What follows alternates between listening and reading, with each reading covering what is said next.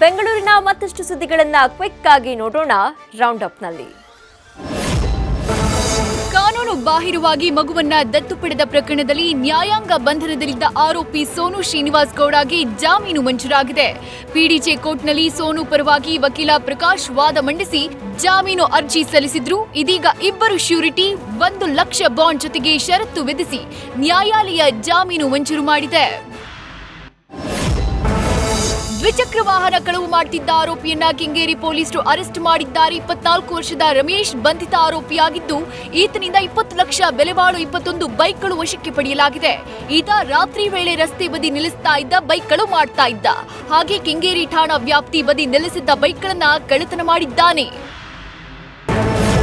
ಅಂತಾರಾಷ್ಟ್ರೀಯ ಮಟ್ಟದ ಹ್ಯಾಕರ್ ಎಂದೇ ಪ್ರಸಿದ್ಧಿಯಾಗಿರೋ ಶ್ರೀಕೃಷ್ಣ ಅಲಿಯಾಸ್ ಶ್ರೀಕಿ ಗನ್ಮಾನ್ಗಳ ದಿಕ್ಕು ತಪ್ಪಿಸಿ ಓಡಾಡ್ತಿರುವ ಆರೋಪ ಕೇಳಿಬಂತೆ. ಭದ್ರತೆ ದೃಷ್ಟಿಯಿಂದ ಆತನಿಗೆ 2 ಗನ್ಮಾನ್ಗಳನ್ನ ನೀಡಲಾಗಿತ್ತು. ಆದ್ರೆ ಶ್ರೀಕಿ 2 ಗನ್ಮಾನ್ಗಳ ಕಣ್ತಪ್ಪಿಸಿ ಓಡಾಡೋಕೆ ಪ್ರಯತ್ನ ಪಟ್ಟಿದ್ದಾನೆ. ಸುರಕ್ಷತೆ ಬಗ್ಗೆ ಹೇಳಿದ್ರೂ ಸಹ ತಲೆ ಕೆಡಿಸಿಕೊಳ್ತಿಲ್ಲ ಅಂತ ಗನ್ಮಾನ್ಗಳು ಶ್ರೀಕಿ ವಿರುದ್ಧ ಆರೋಪಿಸಿದ್ದಾರೆ. ವ್ಯಕ್ತಿಯೋರ್ವ ಬಿಸಿಲಿನಲ್ಲಿ ನಿಂತು ಕೆಲಸ ಮಾಡುತ್ತಿರುವ ಪೊಲೀಸರಿಗೆ ನೀರು ಕೊಟ್ಟು ಮಾನವೀಯತೆ ಮೆರೆದಿದ್ದಾರೆ.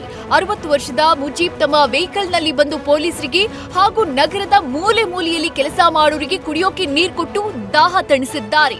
ಈತನ ಕಾರ್ಯ ಮೆಚ್ಚಿದ ಉತ್ತರ ವಿಭಾಗದ ಸಂಚಾರಿ ಡಿಸಿಪಿ ಸ್ಟೇಷನ್ಗೆ ಕರೆದು ಸನ್ಮಾನಿಸಿದ್ದಾರೆ.